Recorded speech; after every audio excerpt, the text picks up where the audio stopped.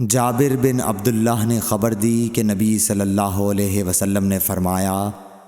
مجھے 5 چیزیں ایسی دی گئی ہیں جو مجھ سے پہلے کسی کو نہیں دی گئی تھیں۔ 1 مہینے کی مسافت سے رعب کے ذریعے میری مدد کی گئی ہے، اور تمام زمین میرے لیے سجدہ گاہ اور پاکی کے لائق بنائی گئی۔ پس میری امت کا جو انسان نماز کے وقت کو جہاں بھی پالے اسے وہاں ہی نماز ادا کر لینی چاہیے، اور میرے لیے غنیمت کا مال حلال کیا گیا ہے، مجھ سے پہلے یہ کسی کے لیے بھی حلال نہ تھا،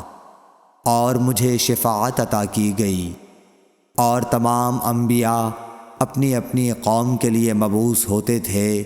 لیکن میں تمام انسانوں کے لیے عام طور پر نبی بنا کر بھیجا گیا ہوں۔ صحیح بخاری حدیث نمبر 335۔